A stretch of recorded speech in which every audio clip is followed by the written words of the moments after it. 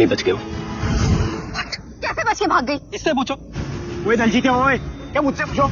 इसकी वजह से भागी, इसकी वजह से। तो अब नीति के साथ साथ राकेश की भी एंट्री हो गई है। यहाँ पर हम देख ही रहे हैं कि नीति पूरी प्लानिंग कर रही है बेबे के साथ परी को मारने के लिए। गुरविंदर ने उसको आइडिया भी दिया है, एक काम करो कि मैं यहाँ पर इन लोगों को पागल बना देती हूँ कि भाई तू क्या खड़े खड़े कंचे खेल रहा था वहाँ पे? तू नहीं पकड़ सकते थे उसको? ये इतनी मुश्तंडे किस लिए रखे हैं? इनका क्या काम है? वो अंदर थे या बाहर थे? बाहर से ही चाहिए ना वो। वैसे ना मुझे कोई उम्मीद नहीं है भाई गॉड।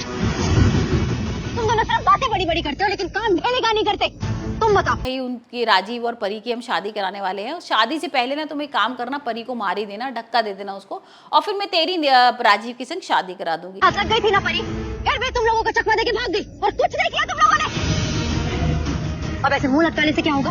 मुंह तो ऐसे लटका रहे हो जैसे कि परी खुद आ जाएगी अपने आप को हमारे हवाले करने के लिए। नीति तुम बस अभी बातें करने का टाइम नहीं है हमारे पास।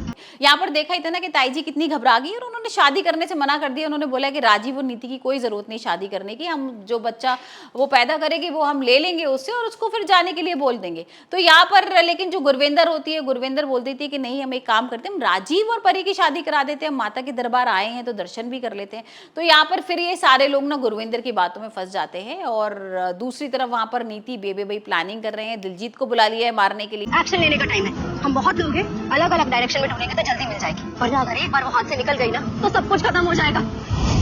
इसलिए वो संजू तक पहुंचे उससे पहले हमें उस तक पहुंचना होगा। Okay 3 minute. यहाँ पर दिलजीत ना उनसे डिस्कस कर रहा है कि बंदूक से नहीं, मैं पहाड़ों के ऊपर से इसको धक्का दूंगा और ये मर जाएगी। और यहाँ पर एक चीज और होती है, राजीव और परी भाई पकड़ लेते हैं दिलजीत को और अचानक से ना दिलजीत को देखकर बड़े शॉक हो जाते हैं कि यहाँ पर कैसे है, क्योंकि ताईजी तो नहीं बुला सकती उसको शादी में। संजू के साथ भी खड़ी होना, तभी उसे खत्म करके वहां से भाग जाना। लेकिन कुछ भी हो, मेरा सच किसी के सामने नहीं आना चाहिए, बाकी मैं संभाल लूंगी। ताईजी तो बिल्कुल नफरत करती है दिलजीत से। तो हम आने वाले एपिसोड में देखेंगे कि भाई दिलजीत का कैसे खुलासा होगा, क्या दोबारा से पकड़ लेगा, क्योंकि दिलजीत भाई इन लोगों को ना होटल लेके चला गया है परी और राजीव को, और वो फंसा रहा है चाल में कि भाई मैं परी को किसी तरीके से बेहोश करूंगा, किडनैप करूंगा और उसको पहाड़ों पे से धक्का दे दूंगा और परी गायब दिखेगी तो किसी को समझ में भी नहीं आएगा कि भाई किसी ने मर्डर किया है।